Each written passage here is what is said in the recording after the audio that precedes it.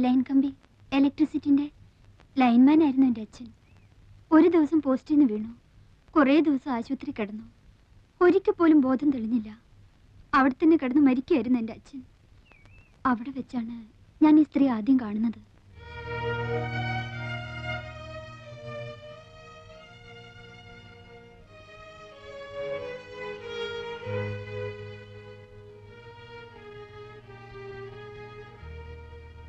ഇന്ന് എത്രയായി? ഇന്നേക്ക് 7 ആകുന്നു. ഇതേ കിടപ്പ് തന്നെയാ, ഓർമ്മ വീണിട്ടില്ല. ഇത് മാധവൻകുട്ടിയുടെ അമ്മയാ. മോളാ, ആകെ ഒന്നേ ഉള്ളൂ.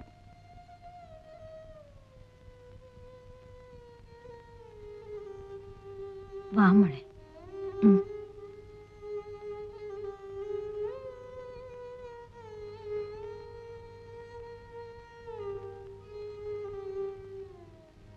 വിഷമമുണ്ട് മോളെ, വല്ലാതെ വിഷമമുണ്ട്.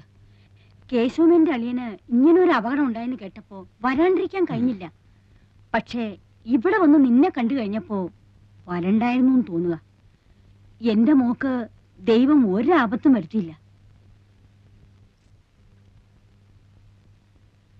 ഇതാ വേണ്ട, വാങ്ങിച്ചോളൂ കൂട്ടി. ഇവിടെ എന്തെങ്കിലും ആവശ്യങ്ങൾ ഉണ്ടായിക്കൊണ്ടിരിക്കും. ഒരാള് സുഖമില്ലാണ്ട് കിടക്കില്ലേ, നിന്റെ അമ്മ തരുന്നെന്ന് വിചാരിച്ച് അങ്ങോട്ട് വാങ്ങിച്ചോളൂ. വാങ്ങിച്ചോളൂ കുട്ടി, ഞങ്ങളൊക്കെ ഒന്നിച്ചു വളർന്നവരാ. എങ്കിൽ ഞങ്ങൾ ചെല്ലട്ടെ മെന്നെ, വൈകിയ പിന്നെ കടത്തു കിട്ടാൻ ബുദ്ധിമുട്ടാവും. പോയിട്ട് വരാം മോളെ. സ്നേഹമുള്ള സ്ത്രീയാ, കേട്ടിട്ടില്ലേ നീ? ചാലക്കുടി വീട്ടിലെയാ മാളു അമ്മ.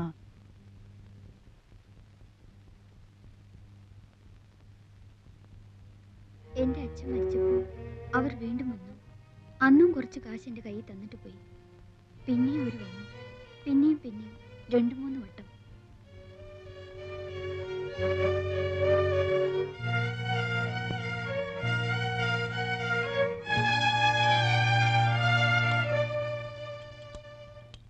അമ്മയ്ക്ക് ഇഷ്ടക്കേടൊന്നുമില്ലെങ്കിൽ അവൾ അവിടെ നിന്നോട്ടെ.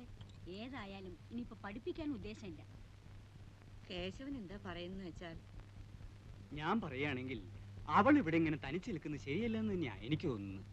ഒരു മേൽനോട്ടത്തിന് വേണ്ട ശേഷിയോ ആരോഗ്യമോ നിങ്ങൾക്കും ഇല്ല.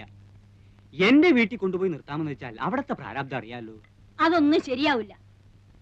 നിങ്ങളുടെ കുട്ടികളെ തന്നെ നേരാമാർഗം ആരുടെങ്കിലും ഒപ്പം പറഞ്ഞു വിടാതെ വിഷമിച്ചുകൊണ്ട് നിൽക്കുമ്പോ അവൾക്ക് അവിടെ വലിയ പണിയൊന്നും ഉണ്ടാവില്ല. അടുക്കളയിൽ എന്തെങ്കിലും ഒരു കൈ സഹായിച്ചു കൊടുക്കുക, പിന്നെ വീട് അടിച്ചു തുടച്ച് വൃത്തിയാക്കി ഇടുക. എന്തെങ്കിലും ഒരു ശമ്പളം ഞാൻ തീരുമാനിച്ചു കൊടുക്കാം. അത് കേശവൻ മാസത്തിലൊരിക്കൊന്ന് വാങ്ങിച്ചുകൊണ്ട് പോരുകയോ, അല്ലെന്ന് വെച്ചാ അവളുടെ തന്നെ പേർക്ക് ബാങ്കിൽ ഒരു അക്കൗണ്ട് ഇടുകയോ എന്ത് വേണമെങ്കിലും ചെയ്യാം.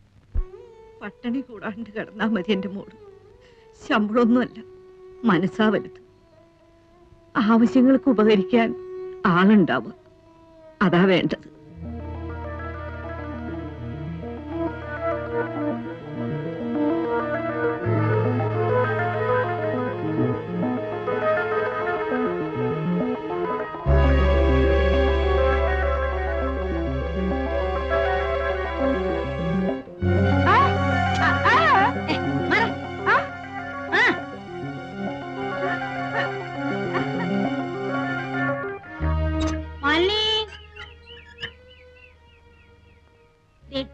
ഈ മുറി നീ എടുത്തോളൂ കേട്ടോ.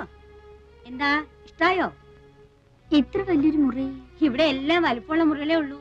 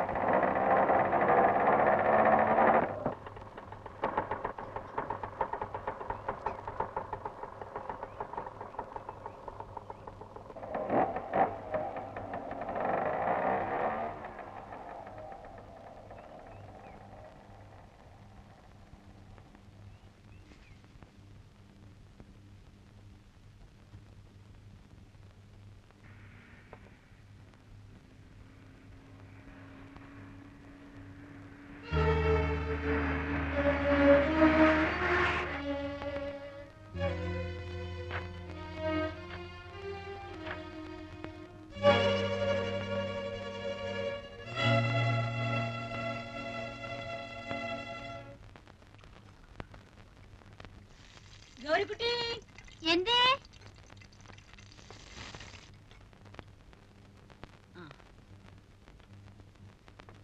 ഇങ്ങോട്ടൊരു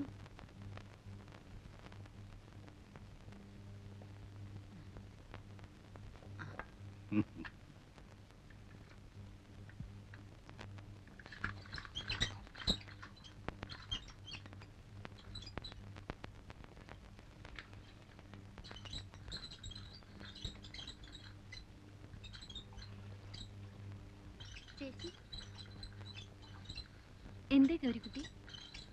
പറഞ്ഞോളൂ. ചേച്ചി ചേച്ചി ഇവിടുത്തെയാണോ? എന്തേ? കുട്ടി ഇവിടുത്തെയല്ലേ? അതുപോലെ ദേവകി ഇങ്ങോട്ട് വരൂ.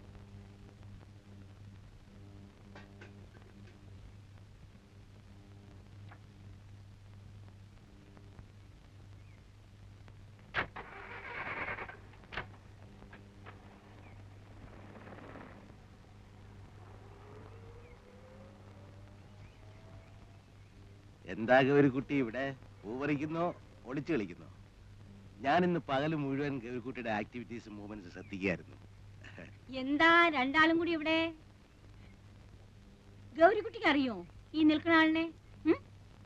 സിനിമ പിടിക്കുന്ന പ്രൊഡ്യൂസറാ, വിശ്വംഭരൻ സാറ്. കേട്ടിട്ടുണ്ടോ? എന്താ സാർ ആലോചിക്കുന്നേ?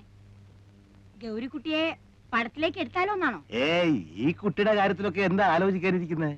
സമ്മതമാണ് എന്നൊരൊറ്റ വാക്കിന്റെ ആവശ്യമല്ലേ ഉള്ളൂ. ആർക്ക് എപ്പോഴാ ഭാഗ്യം വരുന്നെന്ന് എങ്ങനെ അറിയാം? നിനക്ക് ഇഷ്ടമാണോ കുട്ടി?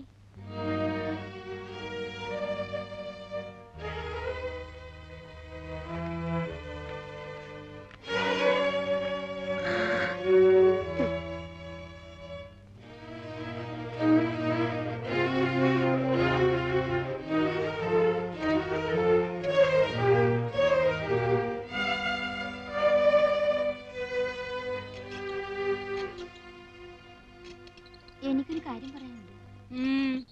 എനിക്ക് എന്നെ വീട്ടിൽ കൊണ്ടാക്കണം. ആ, എനിക്ക് വീട്ടിൽ പോണം.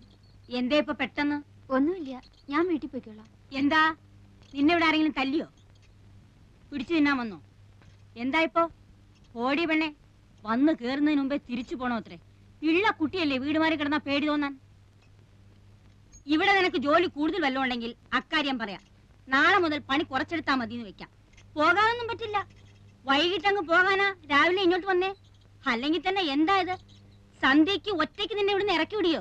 എനിക്കും ഉണ്ടേ ചില ചുമതലകളൊക്കെ. ആരെങ്കിലും ഒരാളെ കൂട്ടിവിട്ടാ മതി. ഇവിടെ നിന്റെ ആരെങ്കിലും ഇരിക്കുന്നോ കൂടെ വരാൻ? പെണ്ണെ, എന്നെ കലി പിടിപ്പിക്കാതെ പൊച്ചാപ്പുറത്ത്. ഞാൻ തനിച്ചു പോയിക്കോളാം. പോകും. രൂപ 1000 നിന്റെ അമ്മാവെന്ന് പറയണ ആ നക്കി മേനോൻ എന്റെ കയ്യിൽ നിന്ന് വാങ്ങിയിരിക്കുന്നത്. നിന്റെ കൈ ഞാൻ തന്നതിന് പുറമെ അങ്ങ് പൊയ്ക്കോളാ അത്രേ. നീ പടി കിടക്കില്ല ജീവനോടെ.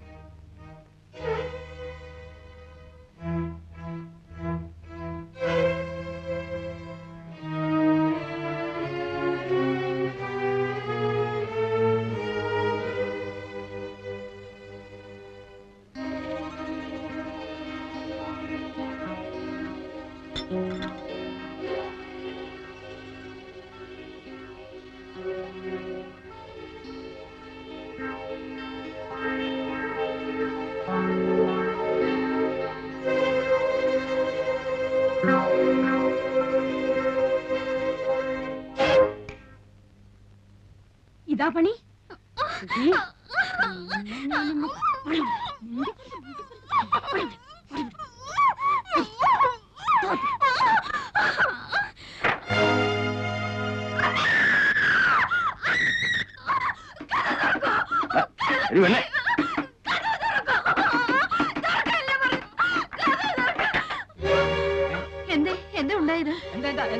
എന്താണോ ഇത്? പറ്റിയോ?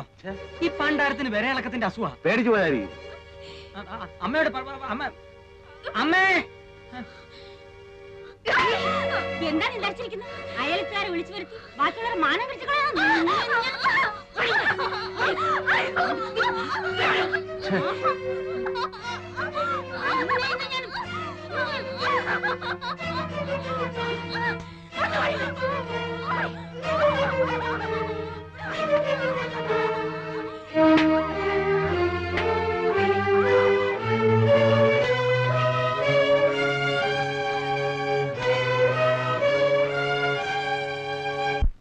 ആ രാത്രി അവരെന്നെ ബോധം കെടുന്നതുവരെ തല്ലി.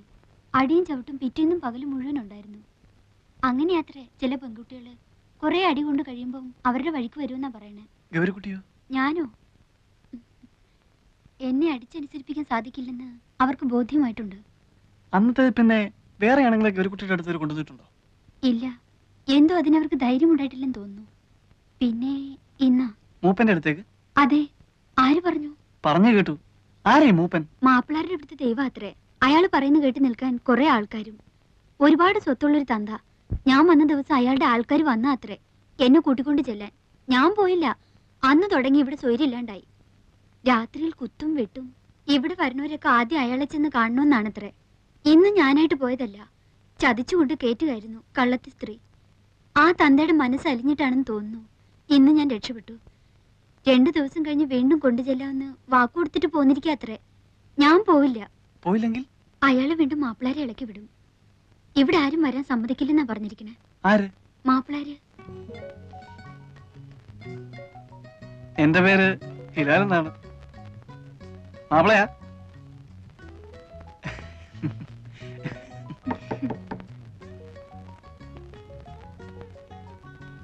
ഊണ് കഴിക്കണ്ടേ?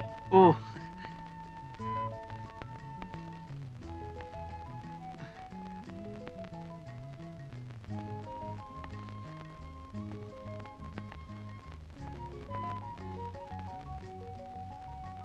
ഊണ് കഴിഞ്ഞിട്ട് ഗൗരിക്കുട്ടിക്ക് എന്നെ ഒന്ന് കാണാവോ?